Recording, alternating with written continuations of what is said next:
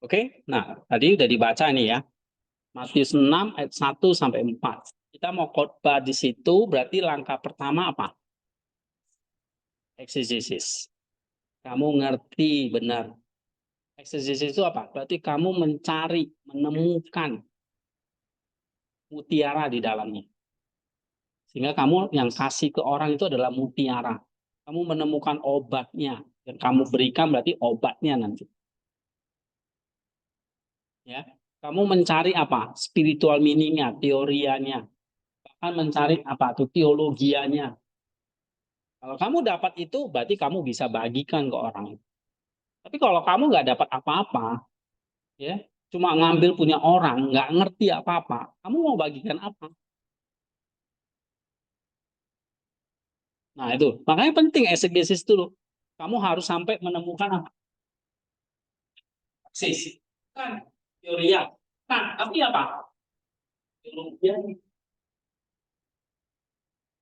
Nah, ini gimana kita menemukan sampai teologianya? Ya. Nah, kemarin minggu lalu saya udah bahas contoh nih. Yohanes, saya tutup aja. Nah, nih misalnya Yohanes 2 ini tentang perkawinan di Kana.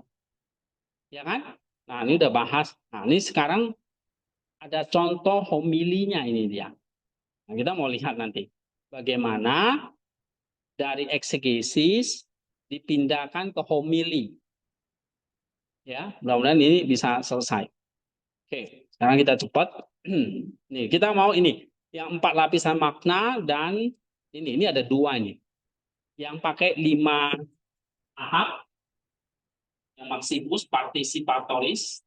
Coba ngomong semua, partisi, ini 5 tahap. Ya, jangan di Discord, pokoknya harus ada. Terus satu lagi 4 lapisan atau 10 langkah eksegesis ini. Kita lihat contoh dua-duanya. Nih, eksegesisnya. Ayatnya udah paham, Bro. Pertama baca aja LAITB itu nggak apa-apa. Ngerti dulu aja. Ya. Ini tentang sedekah misalnya. Coba kamu baca. Bukan ngantuk kamu. Tetapi dan kamu memberi sedekah. Ayat 1. Satu, ingatlah jangan kamu melakukan kewajiban agar mampu di hadapan orang supaya dilihat sedekah. Karena jika demikian, kamu tidak beroleh upah dari Bapakmu yang di surga. Iya. 2. Jadi apabila engkau memberi sedekah, janganlah engkau merencanakan hal itu seperti yang dilakukan orang di rumah ibadat dan di luar orang. Supaya mereka dipuji orang. Aku berkata kepadamu, sesungguhnya mereka sudah mendapat upahnya. Ayat yang ketiga. Tapi jika engkau memberi sedekah, janganlah diketahui sama dirimu apa yang berbuat tangan kanan. Ayat yang keempat, hendaklah sedekah itu diberikan dengan tersembunyi, maka Bapamu yang melihat yang tersembunyi akan membalasnya kepada. Iya. Baca aja ayatnya. Nggak ngerti, baca lagi. Sampai 10 kali, 20 kali, nggak apa-apa. Ya. Di khotbah ya dibacain. Jangan di skip.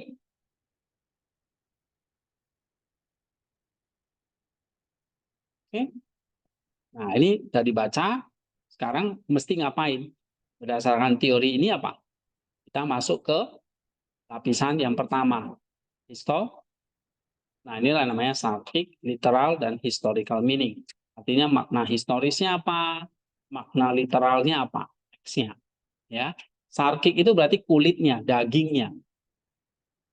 Nah, di balik kulit atau daging kita baru ada rohnya. Itulah teorianya. Ya, di balik rohnya itu nanti ada praksisnya, moralnya. Nah, baru dari situ kita akan sampai kepada teosis, penyempurnaan. Itu 4 lapisan itu. Jadi yang pertama, historia. Yang kedua, teoria. Yang ketiga, apa? Moral, psikik. Yang keempat, anagogik atau teosis eskatologinya. Ini. Oke. Atau yang tadi ini 5 tahap ini, historia, praksis, teoria dibagi 2, baru yang terakhir teologia mistiknya. Nah, di sini paham nggak langkah-langkahnya?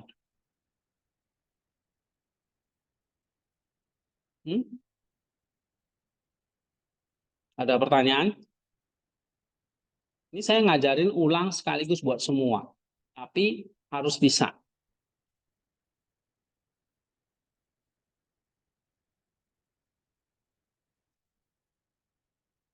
Ya, ini bahannya udah saya kasih. Oke, nah kalau enggak, sekarang kita masuk nih, lapisan pertama historia, Sarkic literal historical meaning. Ya.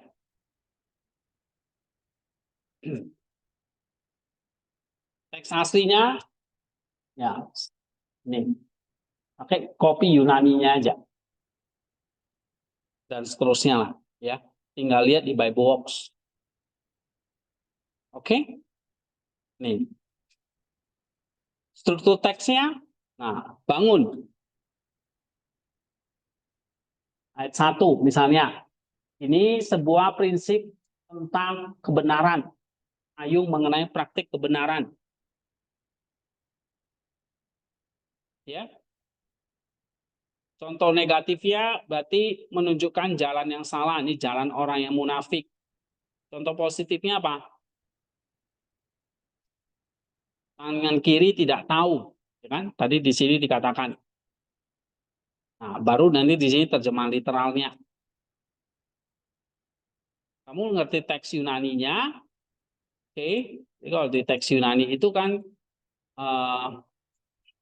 ya.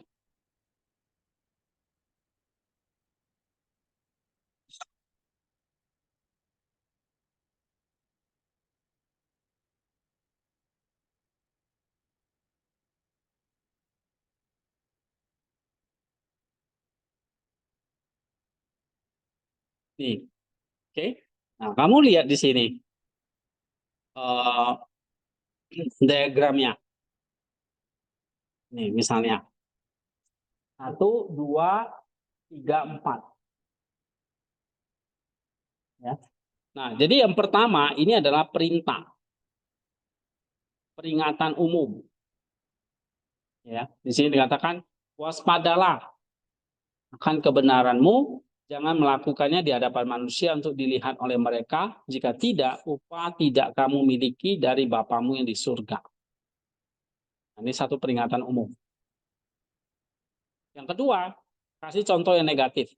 Maka ketika kamu melakukan sedekah, jangan meniup trompet di depanmu seperti orang-orang munafik lakukan di sinagoga-sinagoga dan di jalan-jalan, supaya mereka dimuliakan oleh manusia. Amin, aku berkata kepadamu, mereka telah menerima lunas upah mereka.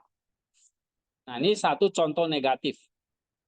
Ilustrasinya tentang sedekah yang menunjukkan jalan yang salah. Kita memberi supaya dilihat orang. Ini jalan orang munafik. Hypocrites itu kayak aktor panggung. Ya. Tapi ayat 3 dikasih contoh yang positif. Tetapi jika kamu melakukan sedekah, jangan biarkan tangan kirimu tahu apa yang tangan kananmu lakukan. Ini contoh yang positif. Jadi ini antitesis dari jalan yang salah.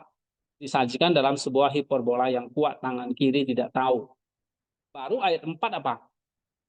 Supaya sedekahmu ada dalam ketersembunyian, dan Bapamu yang melihat dalam ketersembunyian akan membalas kepadamu. Inilah dasar teologis dan janjinya. Alasan dibalik perintah, sembunyi, dan janji upah dari Bapa yang melihat dalam ketersembunyian. Nah, ini pahami dulu ayat yang dasar-dasar seperti ini. Terjemahan literalnya masih buat dulu. Ya, jadi kalau kamu baru bikin, tiba-tiba udah jadi gini, itu udah nggak mungkin. Kamu bikin ini butuh waktu nggak? Ah, iya. Makanya khotbah itu kita nggak mau kasih kali itu sebulan, seminggu, satu semester paling berapa kali? Maksimal 2 kali, ya kan? Nggak mungkin setiap minggu atau tiap hari. Jadi kalau dapat kesempatan, lakukan yang benar dulu. Baca teksnya baik-baik dulu. Nah, ini kayak gini caranya. Ini contoh ya. Walaupun ini nggak sempurna, bisa saja ada yang salah ya. Tapi paling tidak, ini lihat contohnya nih, terjemahan literalnya kayak gini. Pak, ini gimana nerjemahinnya? Ya kamu belajar di Yunaninya. Nggak bisa ajarin lagi di sini. Strukturnya gimana, Pak? Cara bikinnya? Nah, itu nanti di eksegesis. Kau belajar pas waktu Yunani, ini strukturnya. Ya, 1, 2, 3, 4 nih. 1, 2, 3, 4 nih. Ini struktur teksnya. Ya, kalau mau jelasin ini lagi, ada waktu lagi. Ya, tapi ini udah dipelajari di Yunani. Nih, struktur teksnya, sintaktik formnya dibangun dengan sebuah struktur retoris yang kuat. Ada peringatan umum, si contoh negatif, positif, baru dikasih ajarannya. Ada janji di balik apa? Di balik perintah bunyi. Ada janji upah. Itulah dasar teologisnya. Jadi kamu dapat strukturnya, terjemahan literalnya itu begini, ya. Habis itu lihat isi sintaksisnya. Dari sini lihat tuh.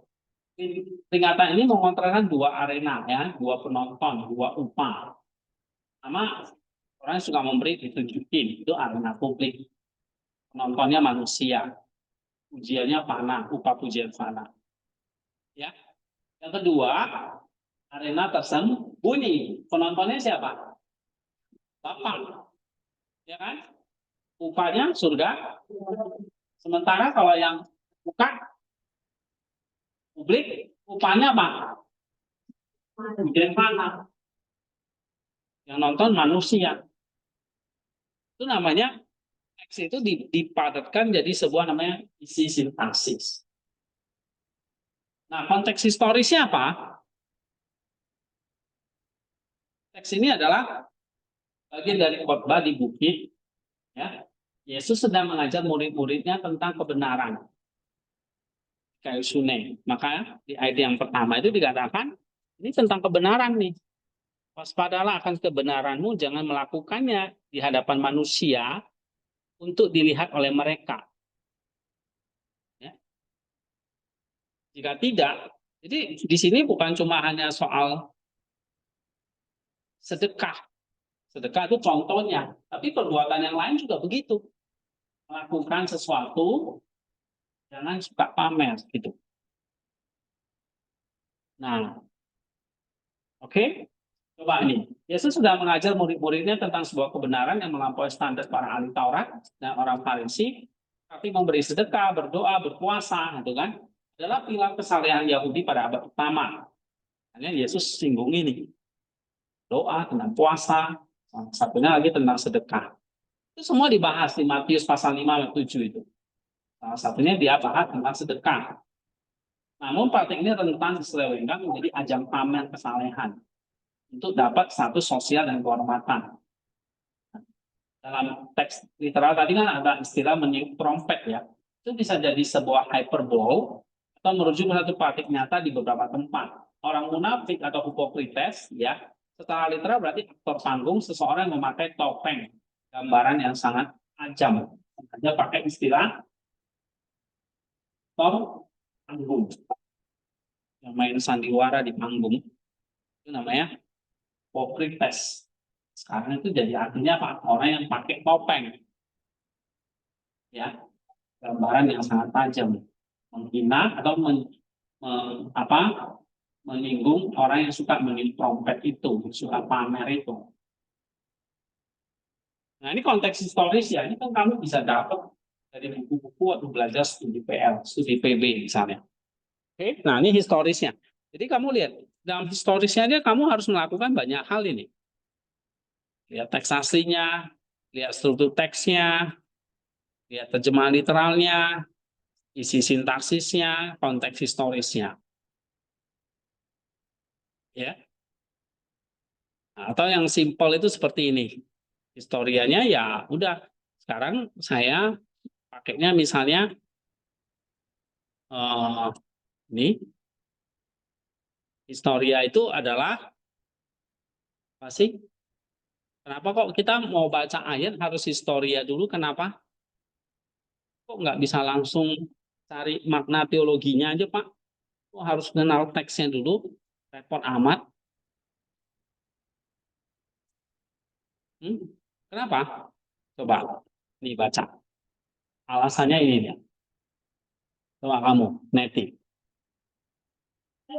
Setiap pendakian spiritual harus dimulai dengan 3 pokok di bumi. Nah, pertama adalah fundamental, yang penafsiran adalah historia, mencakup makna literal, gramatikal, dan historis dan sebagainya. Ini adalah buku kunci fondasi kompleks yang setiap penafsiran spiritual berisiko menjadi fantasi subjektif yang tidak berdasar. Nah, kenapa kok kita harus mulai dari teks nih? Dari historia dulu.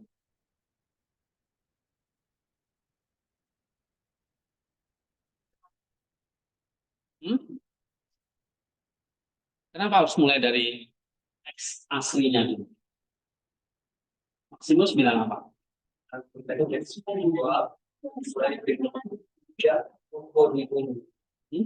Berarti spirit teksnya itu buminya, fondasinya, tempat kita berpijak itu namanya bumi, Pak. Ya, apa itu historia atau buminya itu? Itulah ada literal, gramatikal, sejarah dari teks itu. Itulah namanya tubuh kitab suci. Itulah namanya fondasinya. Oke? Nah kalau nggak ada itu, kita tiba-tiba lompat ke ini historianya ya. Nah, hilangkan, kita langsung lompat ke teorianya atau isinya. Ini bahaya. Bahayanya apa? Kita masuk beresiko menjadi apa? Fantasi subjektif yang tidak berdasar. Cuma pikiran-pikiran kita yang asal-asal. Kalau nggak berdasarkan ini. Makanya ini saya nggak pernah suruh kalian paraphrase atau dirangkum atau disimpulkan, nggak bisa. Ini harus kayak gini tadi di Bible ini. Saya nggak pernah suruh kalian paraphrase. Bacaan iya.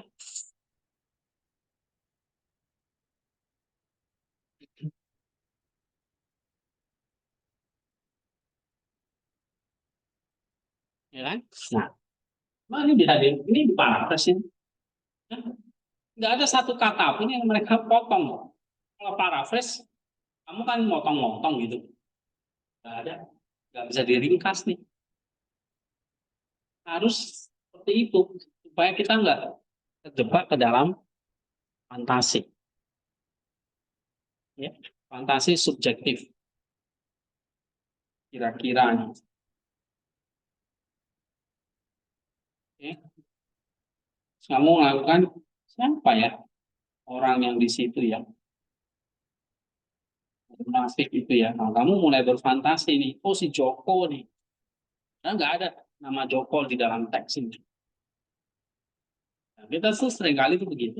Historia pasti berdasarkan apa yang ada tertulis. Ya. Kalau tidak, kita bisa beresiko menjadi fantasi subjektif tidak berdasar. Terus baca lagi. Simus dalam tingkat memiliki kecenderungan orientalistik yang terkadang meremehkan atau bahkan menyadakan religius dan lapisan trigger. Itu tahu. Ia mengingatkan bahwa penafsiran harus menghormati historia sebagai titik awal yang jaya dari setiap penafsiran yang benar. Iya. Ini harus lewati proses ini dulu. Tidak boleh langsung meniadakan validitas lapisan literal. Oke, mulai dari historia sebagai titik awal dari setiap penafsiran yang benar.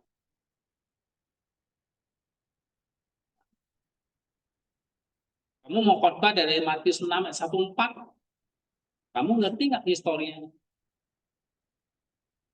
Jangan cuma baca terjemahannya doang. Nggak cukup.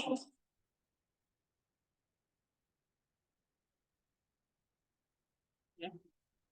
Kalau cuma baca terjemahannya, habis itu ngarang-ngarang, berfantasi, kamu nggak perlu jauh-jauh ke Sumeria gitu. Kampungmu aja tuh bisa. Ya. Nah, makanya sini kamu diajarin literal, gramatikal, historianya. Oke, coba baca lagi. Nih, Devi. Namun Maximus juga memperingatkan bahwa bahaya ganda, meremehkan historia adalah kesalahan. kesalahan. Terus, Tetapi berhenti padanya adalah tragedi. tapi kalau kamu cuma hanya sampai historia, itu tragedi spiritual. Yang menyebabkan keterpakuan pada lapisan literal semata dengan sikap sebagian orang Yahudi pada masanya yang terpaku pada hukum lahiriah tanpa memahami makna rohaninya yang menuju pada Nah, Kristus. jadi kita belajar historianya nggak berhenti di situ, harus sampai kepada Kristus. Inilah teorianya. Ya, Terus dalam praktiknya keterlibatan dengan historia menuntut kerja filologis yang cermat. filologis yang cermat. Apa itu sendiri, rasa itu sendiri. Kamu mesti ngerti. Nanti kita lihat contohnya. Analisis teks asli untuk menangkap nuansa semantik, pemahaman struktur gramatikal, dan penggalian makna kata-kata kunci dalam konteks historis dan budaya. Nah, ini penting. Itulah analisis filologis itu. Kamu nangkap nuansa artinya apa, struktur gramatikalnya itu kayak gini. Makanya kamu kan diajarin gini-gini kan? Diajarin nggak sih? Ini kayak gini. Ini namanya struktur gramatikalnya.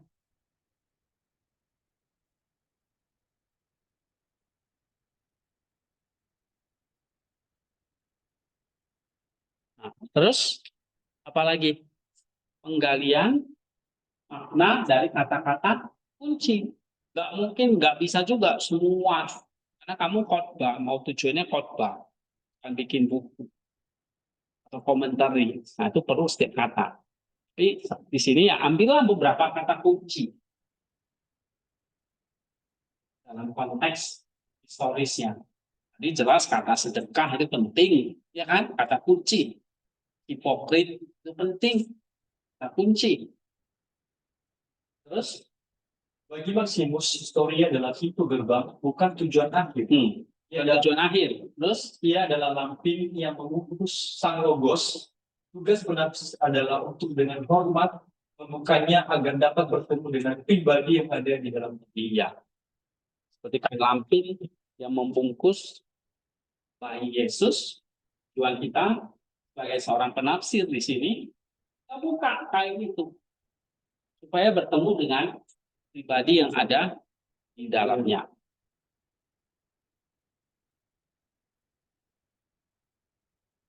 Nah, ini misalnya ini.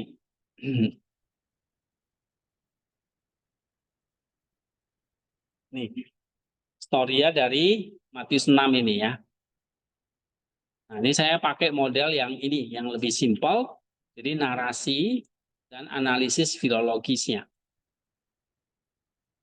Coba baca. Kristus berbicara kepada audiens Yahudi abad pertama di mana Kristus datang Lemosini dianggap sebagai salah satu tindakan kesalehan tertinggi. Praktik ini seringkali dilakukan secara publik dan ada godaan nyata untuk melakukannya demi mendapatkan reputasi sebagai orang yang dermawan. Iya. Ini Kristus sedang berbicara ini. Historisnya itu kepada audiens Yahudi di abad pertama. Yang memang Pada zaman itu sedekah, berpuasa, dan berdoa itu dianggap sebagai sebagai tindakan kesalehan yang biasa dan penting pada zaman itu. Nah, ya kan? Ini pilar kesalehan orang Yahudi soalnya. Salah satunya sedekah.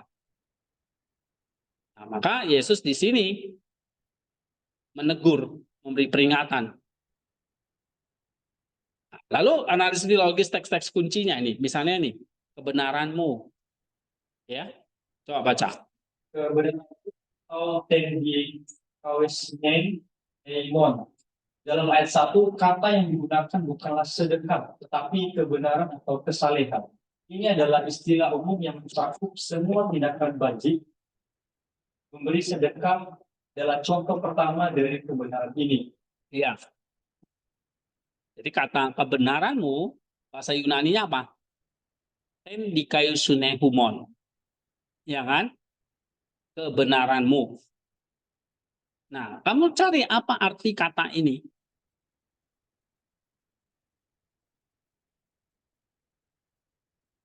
Ya, ini tindakan apa? Ini sebetulnya istilah semua tindakan bajik. Salah satunya memberi sedekah. Itu adalah dikaiosune kita. Berbelas kasihan, itulah dikaiosune kita. Berdoa, berpuasa, itulah dikaiosune kita, termasuk memberi sedekah di sini. Oke? Nah, itu kata kebenaran. Yang kedua, supaya Dilihat mereka atau posto tenai autois. Kata kuncinya adalah tenai. Dari mana kita mendapatkan kata teater. Kristus secara eksplisit mengkritik kesalehan yang bersifat teatrikal, sebuah pertunjukan yang membutuhkan penonton teater. Iya. Jadi memberi sedekah itu akhirnya lama-lama jadi kayak pertunjukan orang munafik. Nah, di situ teatrikal. Satu pertunjukan yang membutuhkan penonton. Kalau nggak ada penonton kan nggak ada teater. Jadi kita memberi sedekah ketika ada penonton. Kalau nggak ada penonton, nggak ada sedekahnya. Nah, itulah teatina itu. Dari kata, di sini kita mendapatkan kata teater, dari kata teatina. Ya. Orang munafik. Terus? Orang munafik atau boy hipocritai, seperti yang telah kita bahas, hipokrites adalah aktor panggung. Mereka memainkan peran sebagai orang saleh, penggunaan nafiri atau salting, meskipun mungkin hiperbolis memperkuat citra teatrikal ini, sebuah pengumuman yang dramatis menarik perhatian. Iya, orang munafik itu ya kayak gitu. Sini kayak niup peruit gitu loh. Lihat aku sudah memberi gitu loh. Kayak orang niup trompet. Nah dia aktor panggung. Jadi kayak ada pengumuman yang dramatis supaya menarik perhatian. Nah itulah orang munafik. Nah, itu harus dibahas. Itu kata kunci soalnya. Ya. Terus? Mereka sudah mendapat upahnya. Atau apekusin, ton, miston, auton. Apetso adalah istilah komersial yang berarti telah menerima pembayaran lunas. Mereka yaitu pujian manusia telah mereka terima sepenuhnya. Tidak ada lagi yang tersisa untuk mereka terima dari Bapa. Iya. Lunas. Tidak ada lagi. Kalau kamu munafik, udah. Tidak ada lagi upahmu. Tidak ada yang tersisa. Yang mereka terima dari Allah. Terus kata kunci berikutnya. Di tempat sembunyi atau entok. Ini adalah kata kunci yang diulang-ulang menjadi antitesis dari yang teatrikal yang menunjuk pada ranah batin, ranah hati, di mana hanya Allah yang melihat. Nah, lawannya itu tadi. Tadi teatrikal kan kayak bunyi trompet, narik perhatian ya supaya orang datang lihat. Kontrasnya ini. Tempat tersembunyi. Entok. Ini nggak ada orang yang tahu sama sekali. hanya Allah yang bisa melihat. Sedangkan yang atas ini teatenai ada teater kan, yang artinya theatrical.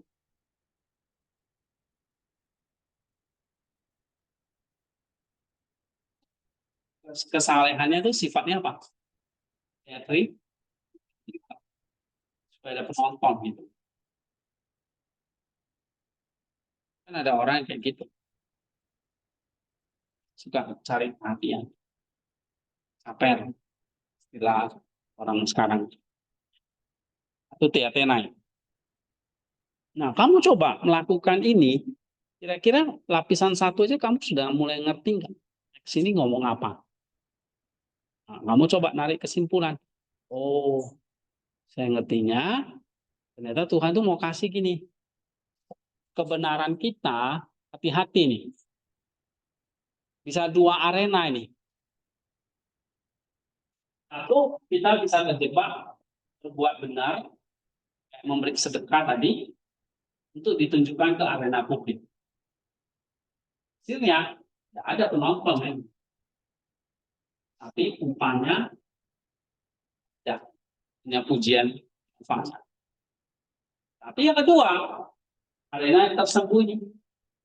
Penontonnya bukan. Upahnya surga.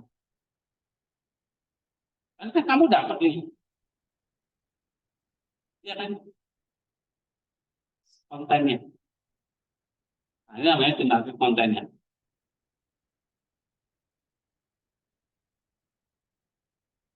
Oke?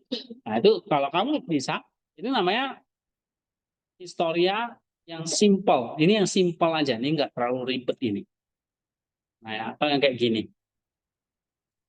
Ya, kalau mau digali lebih dalam ya bisa. Cari lagi buku-buku yang lain yang bahas apa, konteks historis dan sebagainya. Bisa. Tapi saya pikir gini cukup lah. Ini lapisan 1.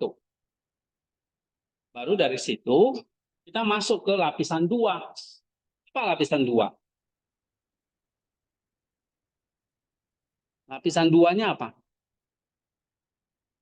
Nih, Theo. Disinilah kita mencari apa mystical meaning-nya. Jadi kalau historia itu kayak tubuh kita, tapi apa yang ada di dalam tubuh? Itulah rohnya. Itulah namanya noetic gnosis, spiritualnya atau teorian.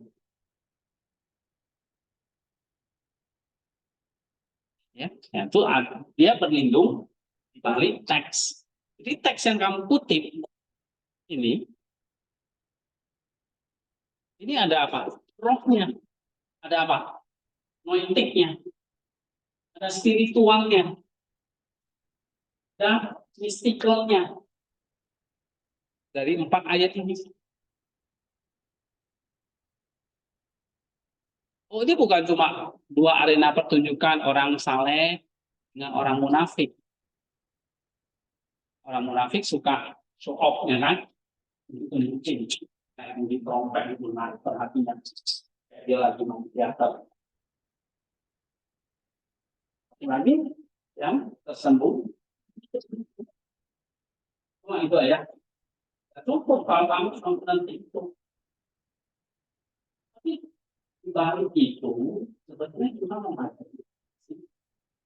Nah, itu namanya pesan yang kedua. Kedua, namanya apa? Theo. Paham loh? Ini semua nih. Hah?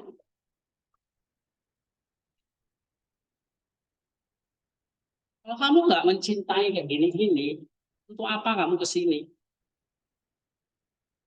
Kamu kalau nggak mencintai firman ini, ngomong apa sih ya? Saya kepingin tahu ya. Salah jurusan udah.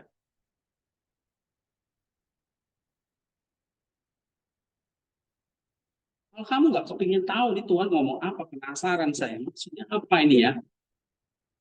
Kalau nggak ada rasa itu ya, repot kita. Ada, nggak usah susah-susah. Ke AI aja, udah habis sekali.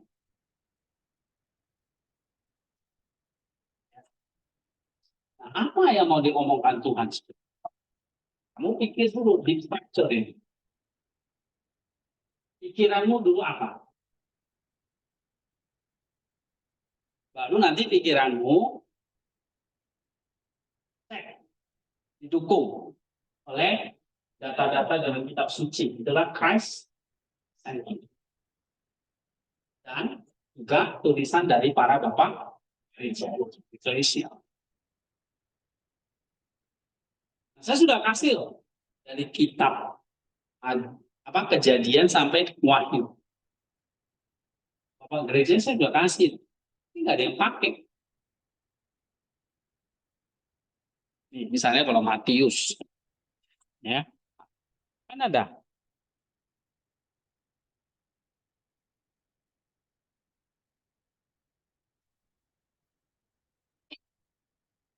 Nih bisa pakai John Chrysostom. Oke, nah ini. Nah, misalnya buku ini, Ancient Christian Commentary. Nggak ada bapak gereja, misalnya kamu mau pakai yang Catena Bible itu oke. Ada banyak resource. Ya. Oh, nggak ada internet, Pak. Nggak bisa internet, nggak bisa ambil Catena Bible. Perpus ada, tafsiran Matius banyak. Pakai itu semua resource.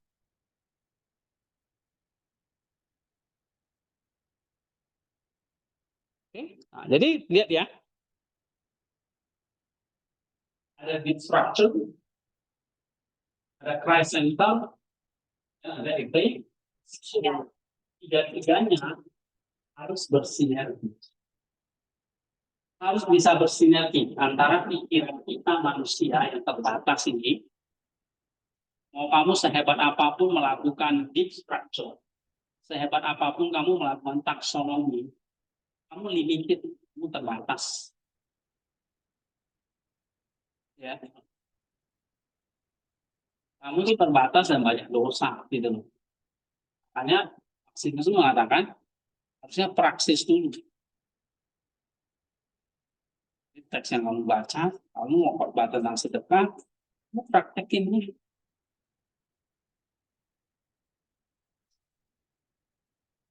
Bulan depan kamu mau khotbah tentang sedekah.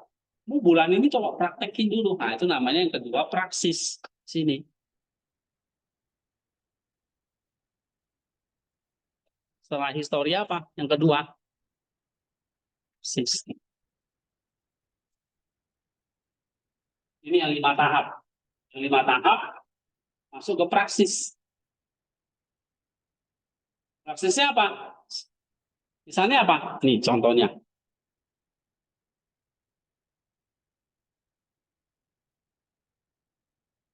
Nih. Coba baca Arvin. Teks ini. Sini menuntut sebuah praksis radikal untuk memurnikan motivasi kita dalam memberi. Nah, jelas. Memurnikan motivasi kita dalam memberi. 1. Praksis melawan filodoksia.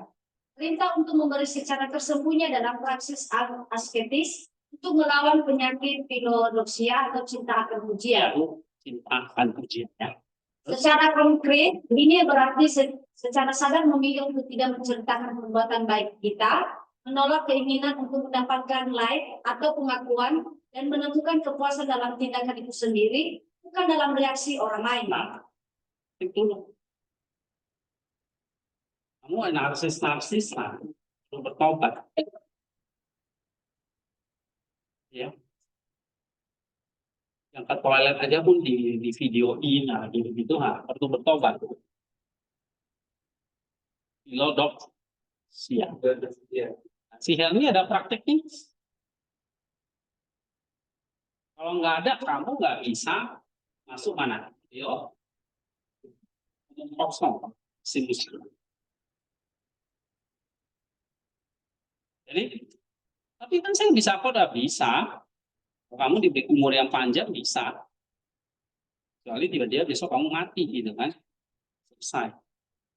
Bisa, tapi yang kamu nyampaikan apa? Ilmu kosong doang, cuma informasi doang. Ada powernya, ada rohnya. Tapi kalau kita praktekin, harus lawan filodoksia dulu. Ya. Wah, kamu minggu depan misalnya atau bulan depan mau khotbah ini, kamu praktekin dulu. Tapi kamu mau praktek apa? Ya kamu lakukan historia dulu. Ini udah jelas kan, historia ini apa? Melawan apa? Teatrikal kan? Melawan cinta, puji, tarik perhatian. Bisa nggak kita? Kamu sehari, 2 hari, seminggu ini, nggak usah bikin drama dulu, nggak usah cari perhatian. Ya, itu yang pertama, melawan filodoksia. Nah, yang kedua, memberi tangan kiri dan tangan kanan. Nah, baca. Praksis tangan kiri dan tangan kanan. Perintah hiperbolis, janganlah diketahui tangan kirimu apa yang diperbuat tangan kanan. Itu nggak mungkin kan? Tangan kiri berbuat apa, tangan kanan pasti tak tahu. Nggak mungkin, tapi ini namanya hiperbol yang Tuhan Yesus pakai. Ya, maksudnya gimana? Adalah praksis melupakan diri sendiri. Nah, belajar untuk forget yourself. Self forgetfulness. Melupakan diri kita sendiri secara mendalam. Maksudnya gini, coba. Ini bukan hanya tentang menyembunyikannya dari orang lain, tapi juga dari diri kita sendiri. Ini adalah disiplin untuk memberi dengan begitu spontan. Oke, bisa nggak kita praktikin? Memberi tanpa harus melihat diri kita sendiri. Ya, orang lain pasti nggak tahu, tapi seringkali diri kita yang nggak bisa kan? Beri, walaupun orang nggak tahu, tapi aku nggak bisa melupakan diri nih. Itu sulit. Itulah maksudnya tangan kiri jangan diketahui, janganlah diketahui tangan kirimu apa yang diperbuat oleh tangan. Tapi itu kan nggak mungkin. Itu namanya perintah hiperbolis kan. Nah, tangan kiri, tangan kanan pasti tahu nggak? Tahu. Tapi Tuhan bilang jangan. Maksudnya apa ini? Maksudnya apa? Nah, kamu kan tadi di historisnya sudah belajar. Ya. Historisnya kan sudah belajar. Ini tersembunyi. Jadi kamu harus melakukannya apa? Menyembunyikan dari orang lain, tapi juga dari diri kita.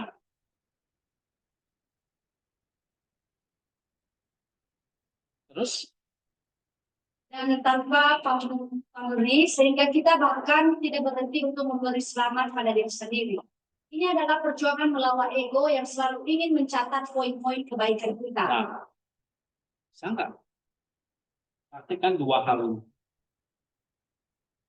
Kalau kamu nggak bisa membuktikan ini, kamu nggak bisa yang ketiga.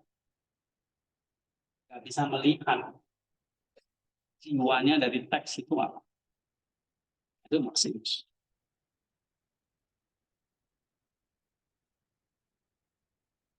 Jadi kayak Helmi itu mau khotbah, alami ini dulu nggak? Enggak, kamu aja nggak ngerti apa yang kamu khotbah.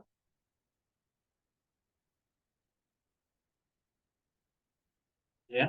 Jadi bisa nggak kamu persiapan khotbah, 2 hari lagi mau khotbah, sekarang nih kamu baru bingung. Nah, bisa aja sih, sekarang zaman AI ya kan.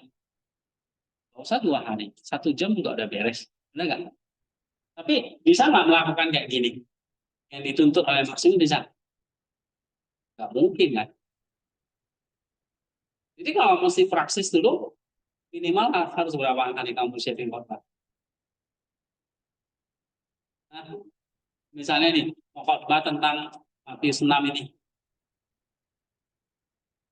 1 minggu lah misalnya. 2 minggu lah, kamu udah siapin. Iya, belajar ini, saya khotbah diri saya dulu nih, sebelum ke orang lain. Ya. Sama. Nanti baru kamu ngomong ini. Bahkan, kamu kalau nama praktekan bisa jadi bahan refleksi kamu atau ilustrasi kamu nanti di dalam khotbah. Ini.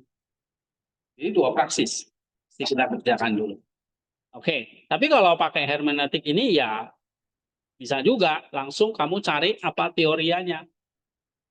Baru nanti lapisan yang ketiga praksisnya. Jadi praksisnya di lapisan yang ketiga. Ya. Nah, tapi sekarang saya balik. Sekarang saya maunya praksis dulu nih. Lalu teorianya. Jadi kalau 4 lapisan ini kan historia, teoria, praksis, baru teosis ya kan? Atau teologi. Nah, sekarang saya balik. Historia, terus apa? Praksis, teoria, teologi atau teosis.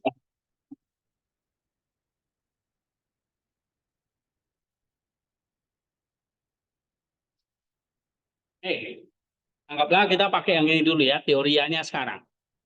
Anggaplah kita udah lakukan nih. Ya. Lalu teorianya apa? Nih. Coba. Kamu nggak usah lihat dulu.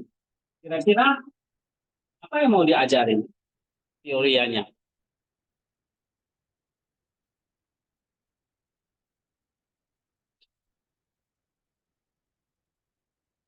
Apa roh di balik ayat itu?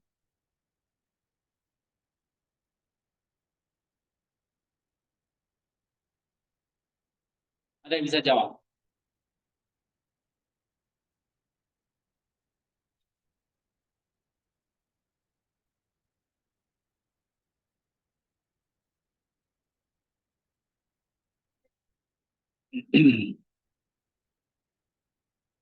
Apa rohnya?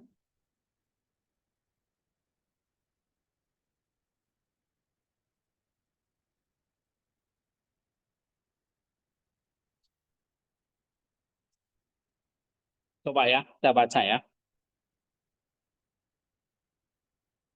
Afin, baca. Dengan fondasi praksis ini, kita mulai melihat logoi di balik berita. Nah, melihat logoi. Nih. Ini kan ada belajar istilah apa? Logoi itu apa? Visi ilahinya, pikiran ilahinya. Kita tadi sebut roh dari teks itu. Teksnya, bukunya. Tapi prinsip ilahi, logonya, rohnya. Ya. Akhirnya kita udah tahu nih tentang ini tadi. Praksisnya pun mudah. Nah, sekarang kita mau melihat, bisa nggak kita bisa dengan praksis ini kita bisa mulai melihat logo di balik perintah. Saya bisa lihat ini tentang apa ini? Coba baca. 2 jenis upah, 2 jenis relasi. Nah, ini tentang relasi.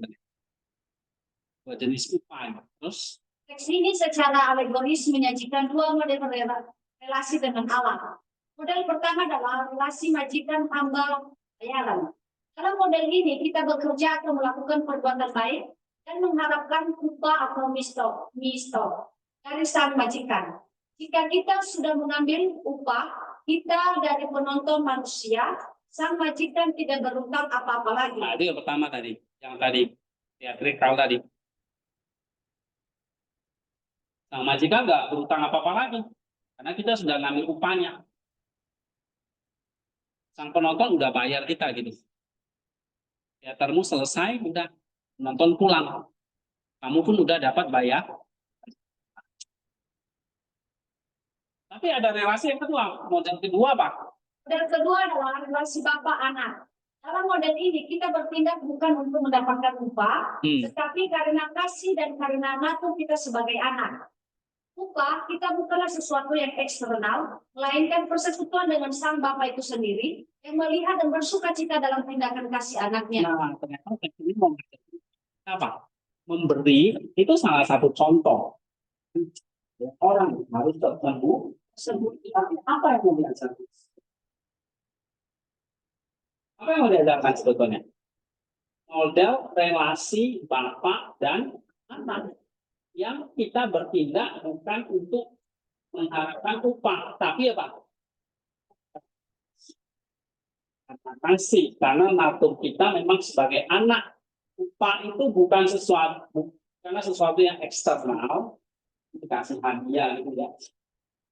Itu nanti kita berbuat baik, bukan karena kasih, karena kasih ini dapat hadiah kan, uang misalnya, atau upah kan. Upah itu bukan sesuatu yang eksternal, tapi apa? Persekutuan ini makin kamu rajin memberi, relasi itu dengan Tuhan itu yang harus disampaikan nanti. Ya. Paham ya? Upah itu adalah persekutuan dengan sang Bapa itu sendiri yang melihat dan bersuka cita karena tindakan kasih anaknya. Sama kayak kamu punya anak, kamu jadi orang tua, nanti suatu saat kamu punya anak, ya, kamu kepingin anakmu apa? Mengasihi kamu kan? Atau kepingin uang kamu aja? Sedih kan kamu kalau kamu punya anak, dia sayang kamu karena kamu kasih dia uang. Kalau kamu nggak kasih dia uang, misalnya saya punya anak lah, Lipe nama. Dia sayang sama saya karena ketika saya ada uang hasilnya. Tapi kalau saya nggak ada uang, dia nggak sayang. Nah, kamu mau punya relasi seperti itu? Nggak kan? Nah, Tuhan juga sama dengan kita. Bapak dengan anak, relasinya bukan upah. Relasinya apa? Persekutu. Anak memang sayang kepada Bapak karena memang kasih. Bukan sayang karena mengharapkan itu namanya teorianya. Apa namanya? Teorianya ini.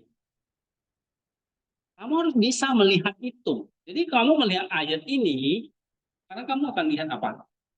Ini bukan hanya sekedar soal memberi. Tapi di balik memberi itu ternyata apa? Mengajarkan apa? Relasimu dengan Tuhan. Saksi aja. Kalau misalnya korban kan nggak ikut saksi. Karena saya punya anak nih.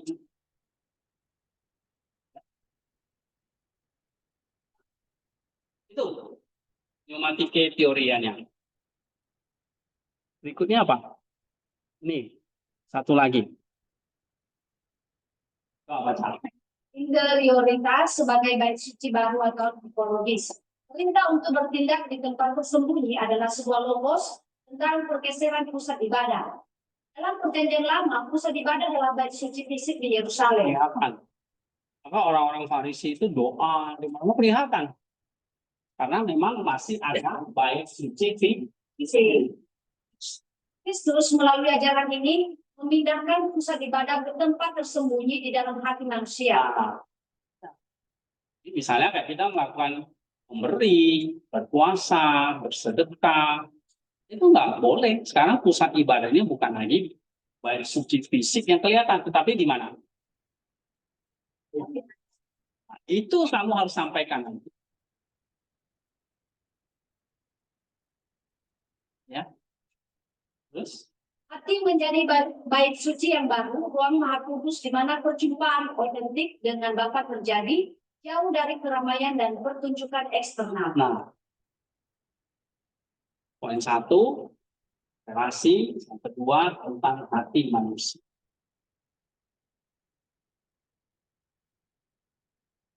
Nah, itu teori yang kamu mesti sampaikan.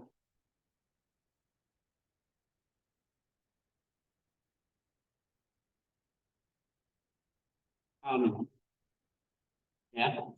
Nah, nanti saya kasih contoh gimana bikin jadi khotbah. Sebenarnya saya sudah kasih contoh yang saya belum pernah bikin yang khotbah ini, ya. Tapi nanti saya cek, kayaknya saya pernah bikin. Jadi yang perjamuan Kana itu yang saya suruh kalian baca itu. Oke. Nah, jadi kalau pakai yang ini, jadi kalau pakai yang deep structure, pikiran Kristus, Bapak Gereja misalnya Yohanes Chrysostomos, nah ini juga bisa di sini. Coba, saya kalau pakai model ini, apa pikiran kita?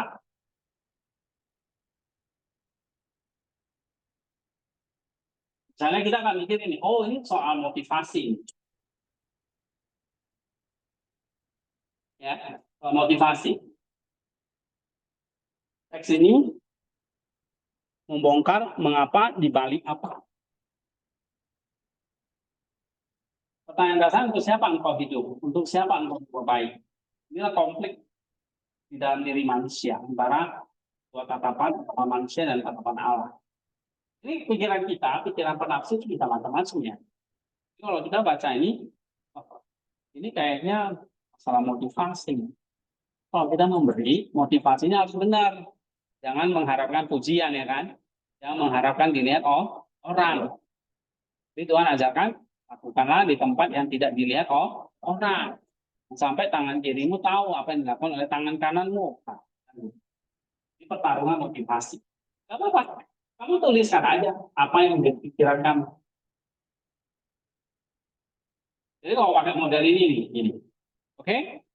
Lalu kamu dialog dengan pikiran Kristus. Ini kemudian saya bawa ke dalam dialog dengan keseluruhan karena kitab suci yang itu diperdalam. Misalnya saya lihat, ada juga nih masalah dalam Filipi 2, 6, dan 8. Saya melihat bahwa orang munafik yang mencari manusia adalah antitesis sempurna dari Kristus dalam Filipi 2, 6, 8. Yang tidak menganggap persaudaraan dengan Allah, sebagai diri harus dipertahankan, tapi mengosongkan dirinya kenosis. Kristus adalah tindakan memberi yang total tanpa mencari kemuliaan diri. Nah itu. Atau kita juga bisa dialog lagi dengan Matius 23. Ada orang Farisi yang melakukan semua pekerjaan mereka untuk dilihat orang. Itu jelas. Jelas di sini kritik Yesus ya pada orang Farisi. Bisa juga pemahaman kita diperkaya bukan hanya motivasi nih, tapi satu pilihan fundamental ada dua jalan. Jalan pengosongan diri seperti Kristus atau jalan keserakahan.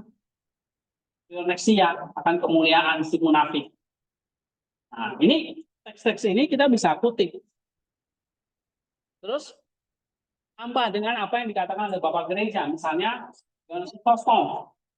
Kamu konsultasilah dengan dia. Dia ngomong apa? Tindakan mencari pujian manusia sebagai perdagangan yang paling bodoh. Memberi itu seperti sebuah perdagangan yang paling bodoh. Menukar upah surgawi yang kekal dengan tepuk tangan sesaat yang lenyap seperti gema. Waduh. Ya tepuk tangan sesaat aja udah hilang. Ujian itu kayak gema aja. Bunyi sesaat lalu hilang. Nah itu Sostom bilang, kalau kamu mencari pujian manusia, ya walaupun kamu sudah berbuat baik dengan luar biasa, tapi kalau tujuan mencari pujian manusia, kamu seperti melakukan perdagangan bodoh. Maximus ngomong apa? Nah misalnya nih, dia ngomong masalahnya di bara Filopia, cinta diri yang keliru, kan ibu dari segala nafsu, tindakan yang dekat seharusnya merupakan ekspresi kasih, sekarang dibaca oleh Filopia untuk memberi makan ego. Nah dari situ kita bisa ramu. Ini jadi apa? Ini sebetulnya sebuah drama spiritual dalam jiwa, misalnya ini. Kamu kasih sinergi. Apa pikiran Sostom, pikiran ayat-ayat yang lain, pikiran kamu coba ramu. Ya, ini nggak ada di buku, ini murni pikiran kamu. Teorinya ini harus kamu temukan lebih dalam lagi. Kayak tadi ini.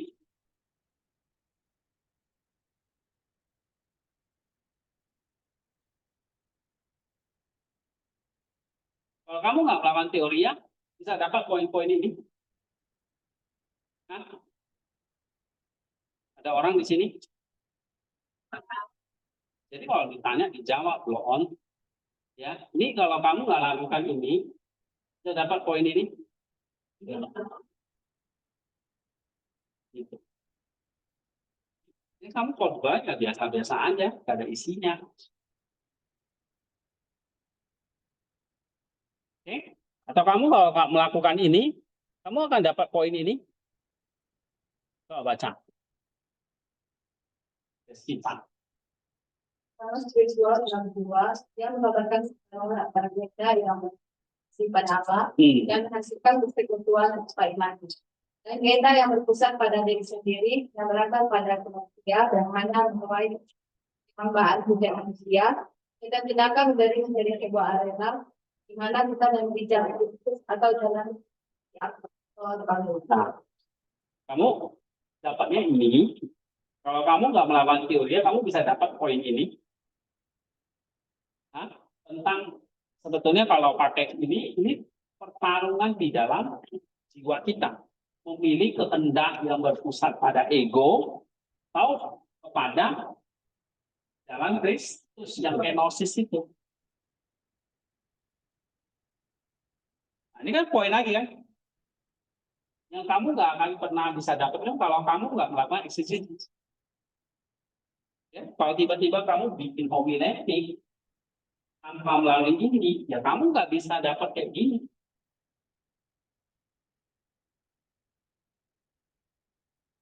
Ini bisa, ini sinergi akhirnya ini struktur kamu, bacaan yang kamu baca, misalnya kamu ambil dari sini, gimana ya? Nah, ini tergantung kamu bacanya apa. Kalau kamu bacanya sampah, ya udah hasilnya sampah. Tapi kalau kamu mau masak nih bahan-bahannya bagus nih, tepungnya berkualitas, sayurnya masih segar, ikannya masih fresh, bukan bau busuk. Nah, masih masakannya jadi enak kan. Coba kamu masaknya nasinya udah basi, sayurnya udah layu, ya ikannya pun udah kasih nadi aja nggak mau dia, ya kan? Kalau kamu masak jadi apa? Maka tergantung kamu baca apa nih. Kalau kamu bacanya bahan-bahan berkualitas, sih hasilnya juga bagus. Gitu. Ya. Nah, ini saya baca bahan apa? Kamu lihat, saya baca bahan apa di sini?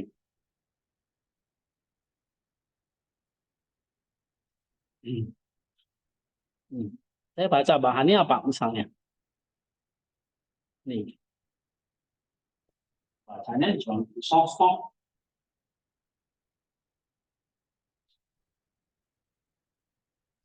Ya, ini premium. Ibarat kamu kalau beli handphone, ini iPhone, bukan Xiaomi yang jelek. Ini bahan-bahan premium ini. Bahannya bukan ChatGPT. Yang khotbah-khotbah sekarang itu pengkhotbah sekarang itu semua pakai ChatGPT. Saya tahu.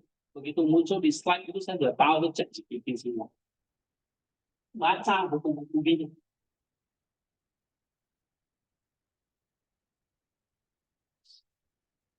Ya. Jadi jangan pakai ChatGPT doang. Oke, nih, baca nih. Bahan-bahan premium semua.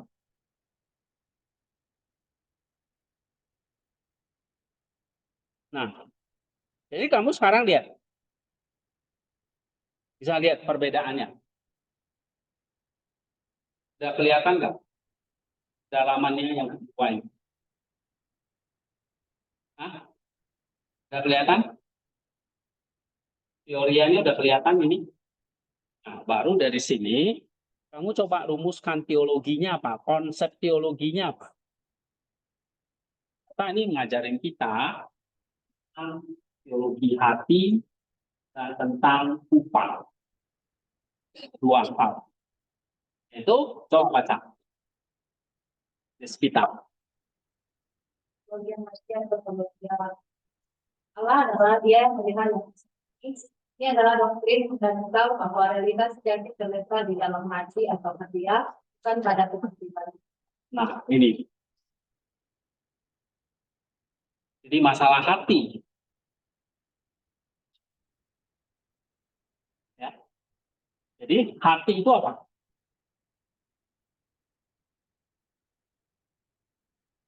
Hati itu apa? Tempat di mana terdapat apa?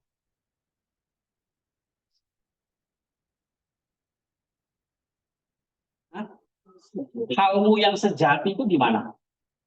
Dalam hatimu. Mulut bisa kata-katanya manis, tapi hati belum tentu. Ya kan? Oh, kamu yang puji, wah baik. Padahal hatimu lagi, hatimu lagi iri sama dia. Karena terpaksa muji-muji ikut. Nah, kan seringkali kita gitu kan. Iya. Maka hati itu jadi apa? Realitas sejati kita. Diri kita yang sejati itu di mana? Dalam hati pada penampilan luar. Bukan pada penampilanmu itu yang sejati. Nah, itu masalahnya teologi hati. Teologia hatias. Nah, itu teologi yang kamu mesti tangkap. Yang kedua apa? Yang kedua adalah sejati. Pas sekali mengatakan ini transaksional, melainkan partisipasi dalam kehidupan Bapa, sebuah konsekuensi alami dan tindakan yang Tuhan dengan kodrat kasihnya. Patriarki atau pujian adalah upaya yang sudah diterima Tuhan, sebuah istilah komersial yang menandakan transaksi selesai dan tidak ada lagi yang bisa ditanya. Kamu apa? Upah sejati itu maksudnya apa? Hah? Apa tuh upah sejati? Upah surgawi, upah sejati itu kan sama kan? Apa maksudnya? Hah? Iya, itu dia. Tadi relasi dengan kehidupan, persekutuan dengan sang. Nah, itu tercermin di dalam apa? Hati. Jadi bukan transaksional gitu. Transaksional udah selesai. Orang nonton teater, pertunjukannya selesai, teaternya juga selesai. Pemainnya dapat upah, penontonnya pulang. Tidak ada apa-apa. Nah, tetapi relasi kita dengan Allah itu bukan transaksional. Ini partisipasi dalam kehidupan Bapa atau konsekuensi alami dari tindakan kita yang selaras dengan kodrat kasihnya. Oke? Jadi kalau upah dunia, upah manusia, pujian manusia itu sudah diterima lunas. Tadi nonton teater itu. Sudah nggak ada apa-apa lagi. Antara penonton dan pemain teater itu nggak ada hubungan. Kita bukan seperti itu. Kita dengan Allah, bukan transaksional, tetapi relasi. Oke? Dan itu tercermin dari tindakan kita yang tersembunyi atau transaksional. Jadi kalau kamu bilang, saya punya relasi nih, punya partisipasi dalam kehidupan Bapak. Tapi kamu suka main teater, main sandiwara, itu berarti nggak mungkin. Ya. Nah, yang ada adalah apa? Hatimu. Kamu sudah melakukan dari hati, dari kasih tadi, kan terus dilihat orang. Jadi yang menentukan kamu berpartisipasi dalam kehidupan Bapak, tergantung hatimu. Hatimu melakukannya dalam hatimu yang tersembunyi atau memang untuk ujian manusia. Kan gitu. Nah, dalam nggak dapetnya itu? Lu pernah pikirin? Kamu mau khotbah itu pikirin itu? Hah? Kepikiran itu? Kenapa enggak?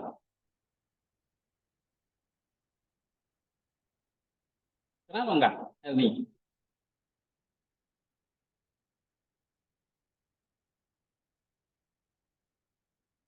Saya nggak mau baca punyamu, karena saya tahu itu bukan tulisanmu, itu bukan pikiranmu, itu bukan praksis kamu, ya, itu kebohonganmu. Saya nggak mau pakai. Jadi kamu lihat ini satu contoh, ini hanya satu contoh dari ratusan mungkin ribuan contoh saya sudah kasih. Jadi kalau kalian masih nggak ngerti, nggak tahu, keterlaluan. Ya, makan yang sepatu saya. Ya, mumpung kalian jadi murid saya, jadi bisa saya bully-bully gitu. Ya.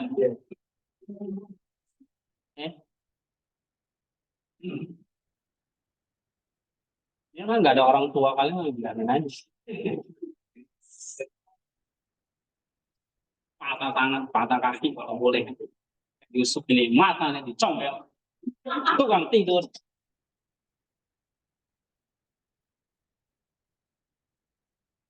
Terus bilang ya, kalau matamu satu berbuat jahat, congkel aja daripada seluruh badanmu masuk neraka.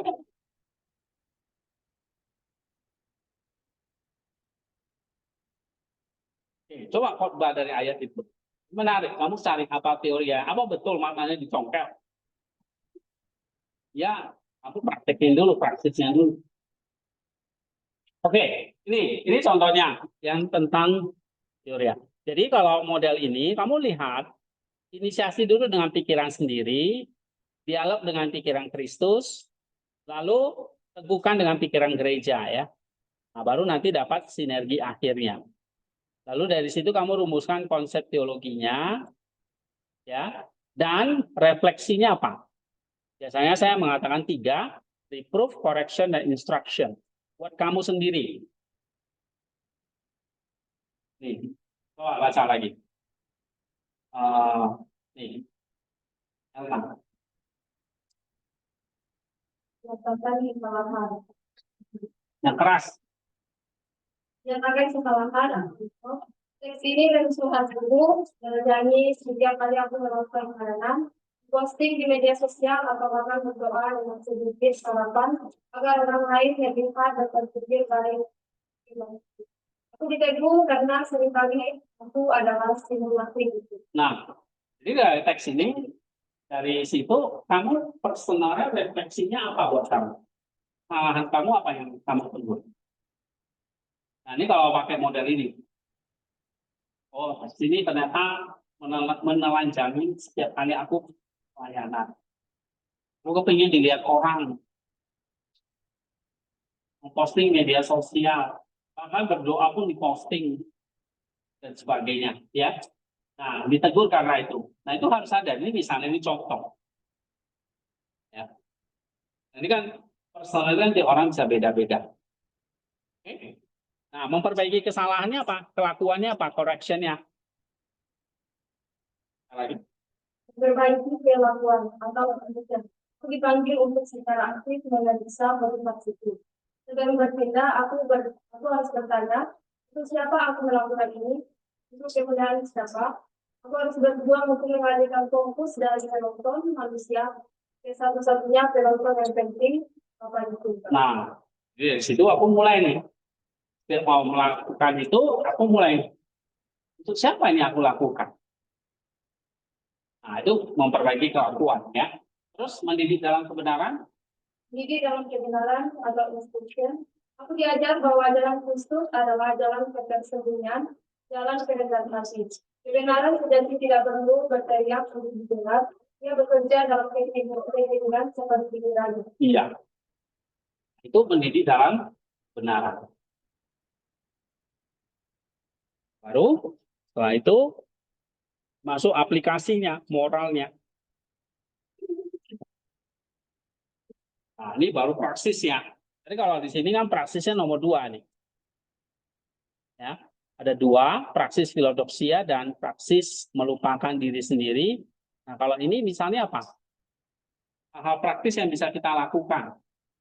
Misalnya, coba baca Helmi. Memberi secara sadar dan sengaja dalam kesempatan untuk memberi uang, waktu, tenaga tanpa ada seorang pun yang tahu pada Allah yang untuk kerahasiaan. Ya, misalnya kamu bisa kasih praksisnya itu ya 2. Puasa dari melakukan perbuatan baik dan ada orang yang memuji, segera dalam hati memberikan pujian itu kepada Allah. Ucapan doa berkat Holy Dia Gloria dan bila diri untuk tidak memakan pujian manusia sebagai upah. Oke, itu bisa ya. Atau yang ketiga, yang praktis ini. Satu orang tangan kiri dan kanan. Kesalahan ini bahkan pada diri sendiri Setelah melakukan perbuatan baik, jangan biarkan terpilih ada lagi ego, worry, dan itis. Terus-menerus memikirkannya, atau merasa bangga karenanya. Nah, tapi lakukan apa? Lakukan, Bukan lalu lupakan. Nah, itu maksudnya. Serahkan itu kepada Tuhan. Ini aspek mental yang sangat sulit tapi penting. Jadi bukan mencari justru membangga-banggai. Ya, politisi sekarang kan gitu. Angkat beras itu yang kemarin ya. Apa itu? Politisi dia itu. Menko pangannya itu. Ya kan? Banjir di Aceh, dia pernah angkat beras. Ya, kalau latihan seperti itu. Ya, nah, baru yang terakhir lapisan anagogiknya. Apa eskatologisnya? Misalnya soal apa? jadi pada melakukan pikiran, kita tidak akan memberi yang tersebut adalah perilaku kecil dalam proses tersebut. Yang meniru Herodotus dalam mikro, kita dilatih untuk memiliki problema, pikiran dan perasaan. Kita menjadi semakin tidak berpusat pada diri sendiri dan semakin berpusat pada Allah. Iya. Jadi analogisnya adalah pada akhirnya kita bukan cuma ngajarin jemaat memberi tersembunyi. Itu bisa terjadi. Tetapi lebih pentingnya apa? Dengan memberi tersembunyi, itu sebetulnya mengajari mereka apa? Punya pikiran dan perasaan seperti Kristus. Nah, di situ harus arahkan kepada Kristusnya. Nah, itu khotbah kita. Jadi bukan ngajarin jemaat supaya jadi orang baik saja. Oh, kalau gitu ya udah praksisnya kan tadi ini kan. Apa? Memberi secara anonim. Jadi baik, tapi dilakukan dengan apa? Hah? Dilatih untuk memiliki apa? Pronema, pikiran dan perasaan Kristus. Nah, itu. Yang kedua, Bapakmu yang melihat, namanya, ini istilah teologi namanya visium beatifica. Ya. Artinya nih, Bapakmu yang melihat di tempat tersembunyi, itu akan beatified. Ya, akan memuliakanmu, akan membalasi. Terus, alasannya adalah dan psikologis ini bukanlah kata materi yang dia sendiri. Alasannya adalah tujuan tetap buka dengan Bapa, mana tidak ada lagi kebutuhan akan token atau pura-pura. Nah, itu dia. Terus, kedepannya kita akan dikenal bagaimana adanya. Kita akan mengenalnya. Karena sembunyi kita di bumi adalah latihan untuk dapat berdiri telanjang dan tanpa malu di hadapan Tuhannya yang maha. Iya. Jadi posisinya kalau kamu melakukannya di bumi tidak akan tersembunyi, kamu sedang latihan ini untuk telanjang dan tanpa malu di hadapan orangnya yang kudus, maha kudus. Karena nanti kita akan menjadi diri kita sendiri, tidak ada lagi kebutuhan akan topeng atau kepura-puraan di hadapan Allah. Apa yang bisa disembunyikan dari dia? Dia maha tahu. Ya, di hadapannya kita akan dikenal sebagaimana adanya. Kita akan mengenalnya. Jadi latihannya mulai di bumi dulu, belum di surga. Itu. Ya, kamu ambil waktu mikir. Iya, benar. Nah, kalau kamu teori ya, itu kamu akan dapat seperti ini, poin-poin seperti ini. Ya. Baru nanti kamu bikin homiletiknya. Baru susun khotbahnya gimana. Jangan buru-buru udah bikin khotbahnya. Ininya aja kamu belum ngerti gitu loh. Nextnya mau ngajarin apa ya? Nextnya ngajarin ini. Kamu ngerti nggak sekarang? Teksnya mau ngajarin ini loh. Tindakan tersembunyi itu apa? Satu latihan untuk kita berdiri telanjang di hadapan Allah yang Maha Tahu. Paham nggak? Jadi kenapa kok Yesus memberi larangan keras kita jadi orang munafik? Ngerti nggak sana? Karena nanti kita di hadapan Allah itu apa? Nggak bisa sembuh. Oke, terus. Lulusan sejarah terus lulusan teknologi adalah keadaan di mana pasti kita telah diberikan kegunaan.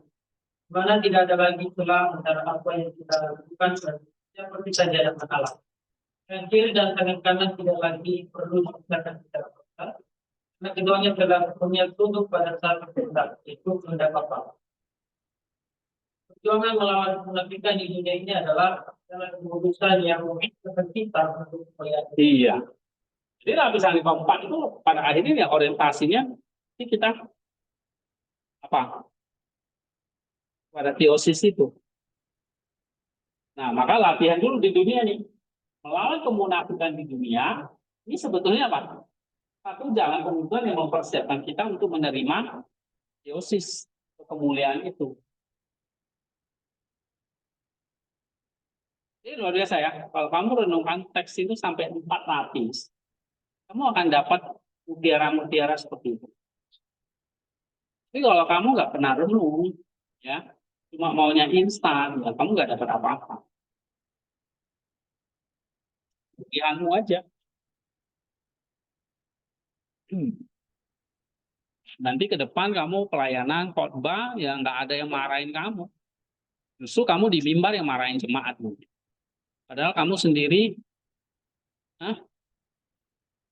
baca teksnya aja kagak. Berani-berani marahin orang. Ya. Saya juga nggak ngerti itu yang alumni-alumni yang udah jadi pendeta. Semoga lah ya. Mereka tuh masih menjaga ini. Nggak cuma tugas rutin khotbah ya. Apalagi seminggu bisa beberapa kali. Saya juga nggak ngerti itu. Bisa ya.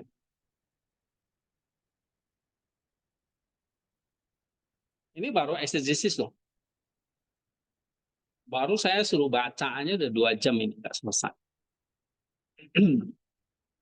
Nah ini, sekarang ini.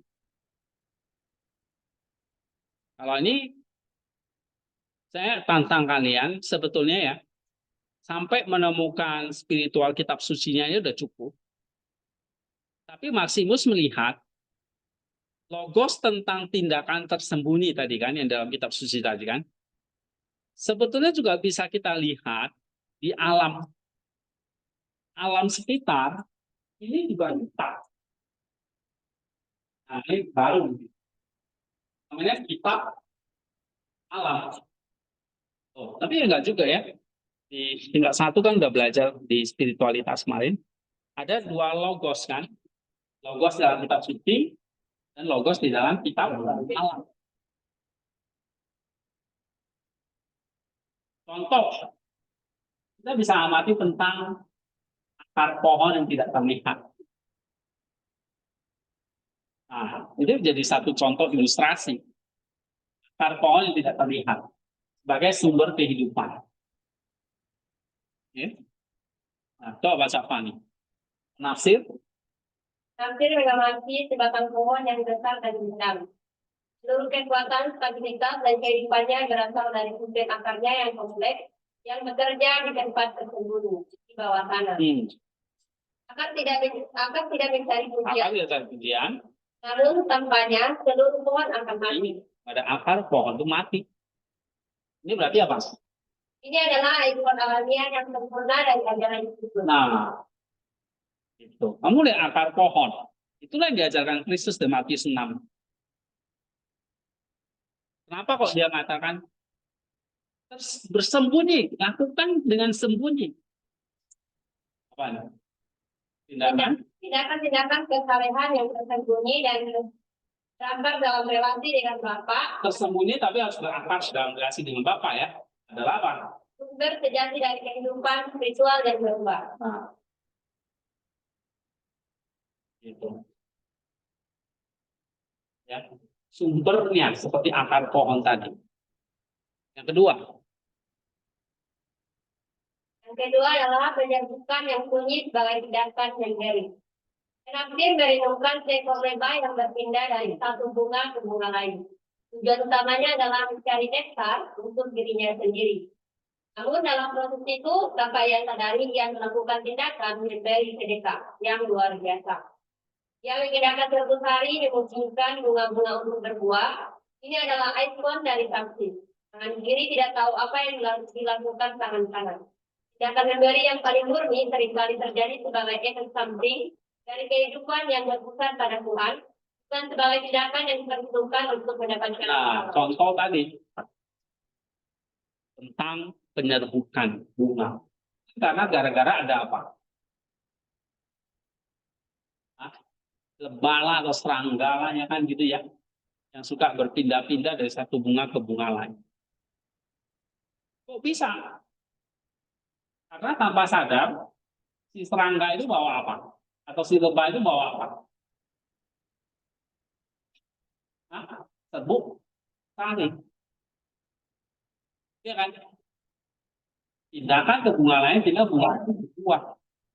Nah ini seperti ini. Ini kayak praksis tangan kiri tidak tahu apa yang dilakukan tangan kanan. Ya, jadi tindakan memberi yang paling murni seringkali terjadi sebagai efek samping dari kehidupan kita yang berpusat pada Tuhan. Bukan karena kita melakukannya ingin dapat pahala, tapi memang karena cinta kita, relasi kita sama Tuhan.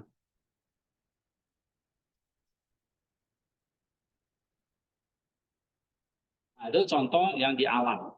Sekarang apa teologi mistiknya? Persekutuan sebagai upah tertinggi. Baca.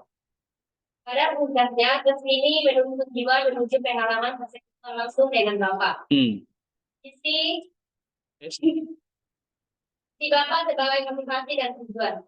Pada tingkat mistis, keinginan untuk dilihat oleh Bapa. Berhenti menjadi sebuah strategi untuk mendapatkan upah.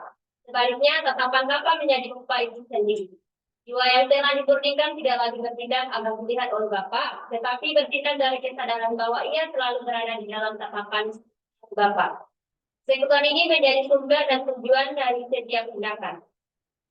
Ujian manusia menjadi tidak relevan, bukan karena ditolak, tetapi karena ia tidak ada apa-apanya dibandingkan dengan sukacita berada dalam tatapan Bapa. Ya, jadi kita bawa teks itu semakin tinggi ya.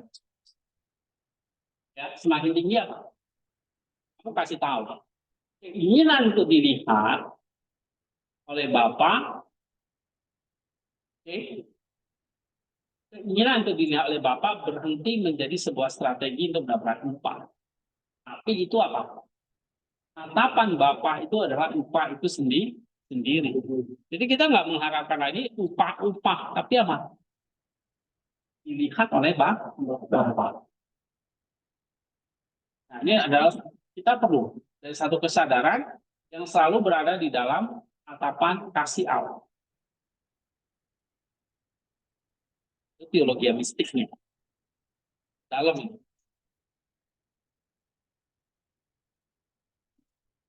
Ya. Sehingga di sini apa? Ketika kita memberi, melakukan yang baik, bukan motivasi dapat upah, tapi dengan hati yang tersembunyi, itulah kita lakukan persekutuan ini menjadi sumber dan tujuan dan kita lakukan segala hal. Nah, memang apa? Persekutuan dengan Bapa. Visi Bapa itulah yang menjadi motivasi dan tujuan. Oke. Tujuannya apa? Supaya kamu lihat coba ayat 4 itu. Nah, mana tadi ya?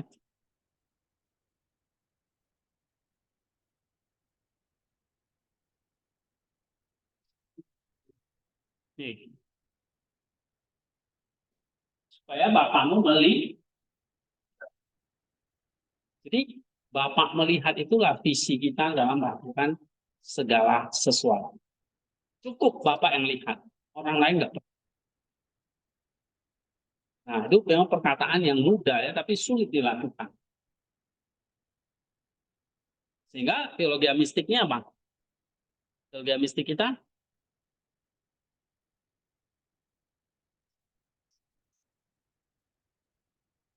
ini. Bapak, visi Bapak sebagai motivasi.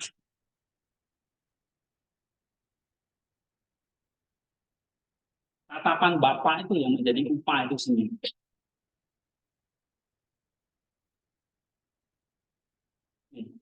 Jiwa yang telah dimurnikan tidak lagi bertindak akan dilihat oleh Bapa, tapi bertindak dari kesadaran bahwa kita ini selalu berada di dalam tatapan kasih Bapa. Nah, itu yang kita perlu ajarin sama umat. Jadi itu bukan sekedar lagi adik-adik, nanti kalau kamu memberi, nggak boleh dilihat orang ya, harus tersembunyi. Dan cuma itu doang. Ini loh yang kamu perlu sampaikan. Ya.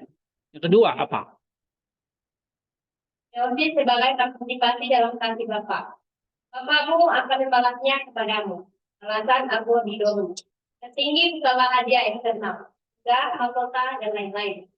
Balasan tertinggi adalah partisipasi yang lebih dalam kehidupan Allah sendiri. Nah, itu dia. Itu balasannya. Terus Dengan bertindak seperti Bapa yang memberi hujan dan matahari kepada orang benar dan tidak benar secara tersembunyi. Kita menjadi semakin serupa dengan citranya. Teosis dalam konteks ini adalah proses di mana jiwa melalui tindakan kasih yang tanpa pamrih berubah menjadi cerminan yang semakin murni dari kasih Sang Bapa, berpartisipasi dalam kemurnian hati ilahinya. Jadi pada akhirnya membawa orang itu kepada mana? Khotbahmu nanti akan membawa orang itu kepada mana? Hah? Iya, kepada Tuhan, kepada Bapa, kepada Kristus.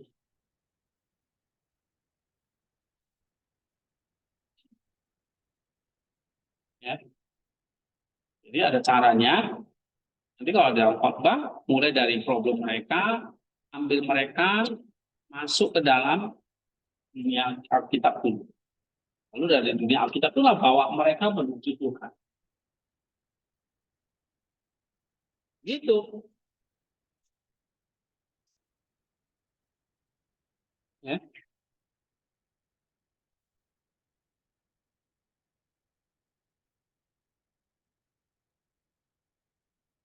Coba baca kesimpulan yang terakhir. Analisis hermeneutik Matius pasal 6 ayat 1 sampai 4 melalui lensa partisipatoris dan Matius mengubah sebuah nasihat tentang memberi sedekah menjadi sebuah pelajaran fundamental dan tentang hakikat Ibadah sejati. Tadi yang dari hati tadi. Jadi kalau kamu cuma hanya baca literasi doang, ya ini pelajaran tentang apa ini? Memberi sedekah. Itu cetek banget kalau kamu cuma ngomong di sedekah. Ya. Jadi kalau besok saya dengerin kamu khotbah, ini kalau cuma ngomong sedekah, ya, berarti kamu ya itu belajar apapun. Ngomong soal sedekah ini nggak perlu belajar teologi kan? Ya. Kan ada teks sudah jelas tertulis. Nenek-nenek juga bisa khotbah kayak ini. Oke? Tapi kamu harus ngomong apa? Ini tentang hakikat ibadah Tuhan.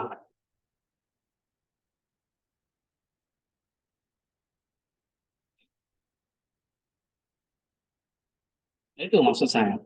Jadi jangan cuma khotbah apa yang di situ doang historianya. Tadi saya bilang nggak perlu belajar Alkitab juga bisa. Ya. Oke, terus. Teks ini berhenti menjadi sekadar aturan tentang bagaimana cara memberi dan menjadi sebuah undangan untuk memindahkan seluruh panggung kehidupan spiritual kita. Ini bukan cuma hanya cara memberi doang teks ini. Itu terlalu dangkal. Tapi tentang cara apa? Ini bukan soal cara memberi doang, nggak boleh terlihat oleh manusia, jangan cari panggung dan sebagainya. Bukan cuma itu, tapi apa ini? Lebih dari itu apa? Nah, ini satu undangan kepada kita untuk memindahkan seluruh panggung. Panggung kita kan maunya dilihat orang kan? Nah, harus dipindahkan kemana? Dalam hati kita. Bukan lagi di depan manusia. Tuh. Memindahkan panggung kehidupan spiritual kita. Oke, coba mulai dari mana? Perjalanan ini dimulai dari historia, di mana kita dihadapkan pada kritik tajam terhadap kesalehan dan kesehatan kita. Namun kita segera dipanggil ke dalam praksis. Sebuah disiplin asketis yang radikal untuk melawan penyakit filosofiya, cinta pujian, dengan secara sadar memilih tindakan yang tersembunyi dan melupakan diri sendiri. Oke, terus?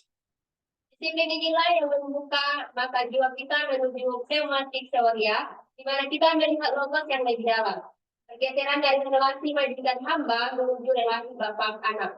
Dan pemindahan pusat ibadah dari kuil eksternal menuju bait suci batin di dalam hati. Iya. Ini kemudian diteguhkan dalam psike teoria. Psike teoria, di mana akar pohon yang tak terlihat dan menyembuhkan yang sunyi menjadi ikon alamiah dari kekuatan tindakan yang tersebut. Iya. Terus? Pada akhirnya seluruh pengertian ini membawa kita pada puncaknya teologi psike, di mana di sini kita menyadari bahwa upah yang terjadi setelah hadiah eksternal dari Bapak. Bukan hadiahnya, tapi apa?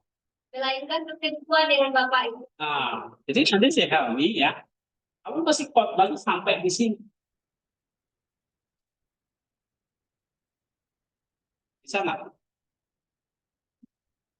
Kalau enggak, kamu bilang Pak Yaro, Pak, nggak jadi khotbah. Kok dibully Pak Hendi lagi? Ya. Baca lagi. Katakan kasihnya menjadi sumber motivasi dan tujuan dari semua tindakan kita. Jadi kalau kalian khotbah nih, saya udah terbiasa lakukan gini. Dengan kalian tuh khotbah itu cuma kayak gini-gini tuh, aduh. Ini hatinya gelisah, nggak ngerti ya. Saya ngajarin sampai gimana. Nah, ini benar-benar semua ini benar-benar fokus kali ini. Lihat contohnya ini.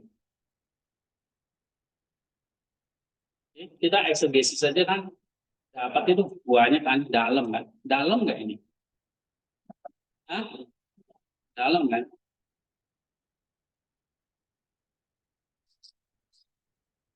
Ini pengkhotbah sekarang udah nggak ada kayak gitu. Lihat aja di YouTube.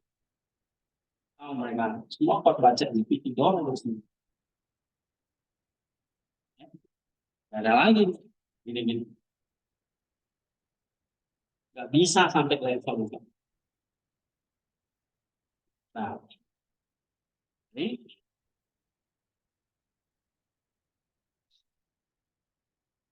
setiap saya share contoh-contoh, kamu mesti pelajari. Ya. Coba terakhir. Dengan demikian, Matius pasal 6 ayat 1 sampai 4 adalah sebuah panggilan untuk keluar dari teater dunia yang bising, di mana kita terus-menerus mencari tangan manusia yang panas.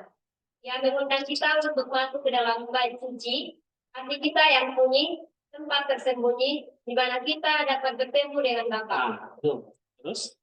Dan di dalam persekutuan dengannya, menemukan satu-satunya upah yang dapat benar-benar memuaskan jiwa, yaitu Dia sendiri. Ya, itu masih awal itu sini. Nah, ini kan pada akhirnya masuk ke teologi psike kan. Nah, akhirnya apa? Segala penderitaan, segala kesusahan kita, itu harus tetap harus bawa orang itu kepada siapa? Kepada Allah. Itu khotbah kita yang benar seperti ini.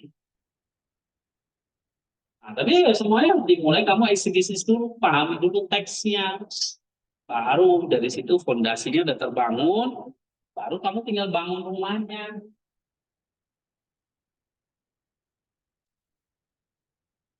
Ini 2 tahap loh. Sulit, khotbah sulit. Jadi begitulah. Ya.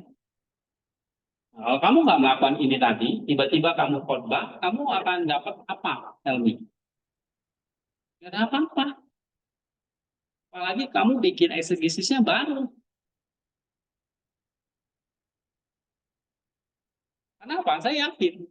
Kamu bukan nggak mempersiapkan khotbahmu, enggak. Karena kamu nggak melakukan ini, kamu langsung bikin khotbahnya. Benar nggak? Iya.